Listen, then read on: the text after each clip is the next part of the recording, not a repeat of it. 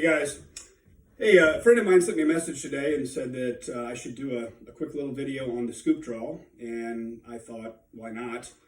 I talk about it in classes a lot, but I don't know that I've ever really talked about it on a video. And as a lot of you guys know, as far as what is a scoop draw, on a normal draw, with your hands at your sides or below the gun, you're typically coming up and then kind of over and down, and you're getting the web of your hand kind of positively in that beaver tail of the pistol before you're pulling it out of the holster. And that's still the way I like to do it when it really matters, just because I think you can just get a better, more consistent grip that way. When you have to shoot more shots, when you have to shoot harder targets, it's just more consistent. But the scoop draw is faster, and I would say a solid 1, maybe 0.2 of a second. And it's just very simple because your hand is not stopping. You are scooping the gun out of the holster with your bottom 3 fingers. Okay, so your hand is from here is just straight up. It's wicked fast.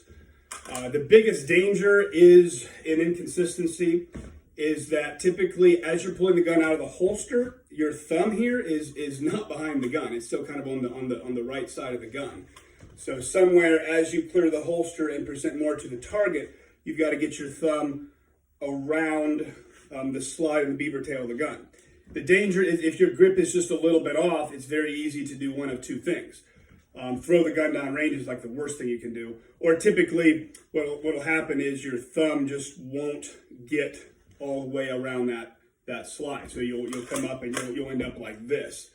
And then you'll have to do that. And that's not as good. But anyways, to me personally, it's something I've used, definitely trying to break some records and get a real cool fast draw and all that stuff. And but I've never really done that in matches or when it really mattered. That's just my opinion. Also, kind of a thought too that goes along with this is on holster height. And I'm a little different here. I've worn the gun. I've always liked to wear the gun fairly high. And for my height, I've got kind of longer legs and a not as long torso, and I got longer arms. So as I stand here, my gut, if my hands are all the way down, my hands have to go quite a distance to get to the gun. Because of that, I'm a little bit slower on a hands down start, but I'm also going to be a little bit faster though. You got to think about it this way: is if your hands are even or above the gun, if you have a higher holster setup, you're going to be a little faster with your hands up. To me, this goes back to being a police officer for quite a few years full time. And no one, it was comfortable for me, more comfortable getting in and out of a car, wearing a gun, sitting in a car, to have it up higher. This is just more comfortable. But really the number one reason I like that, and I felt this, again, this is as a uniformed police officer, is security though. Just being in fights and stuff like that, if somebody was trying to take your gun, I really believe it's easier to defend if the gun is a little bit higher up. I could actually get my arm down on that. As well as actually for years, when I shot IDPA also, it was, you couldn't really wear the gun low. So most of the USPSA guys now kind of have that low slung holster, and definitely doing the scoop draw, it makes it faster. If I'm really trying to break some record, I'll actually take this holster or this belt off and I'll move it about 3 or 4 inches down. And then literally my hands can be extended and my hand is almost right at the gun. And you can get, again, some wicked fast draws there.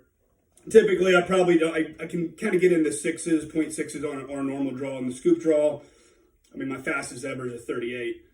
That was with one hand, though. I'd say probably in the 4s or 5s, extending all the way up and out there. But anyways, again, some guys do that all the time, and good for them. Me personally, again, I've never really liked to do that when it mattered. I'll sacrifice a 1/10 or 2 of a second in order to get a little bit better grip. But yeah, hopefully you guys maybe learned something on that. Again, just my thoughts, and yeah, get out there and get to it.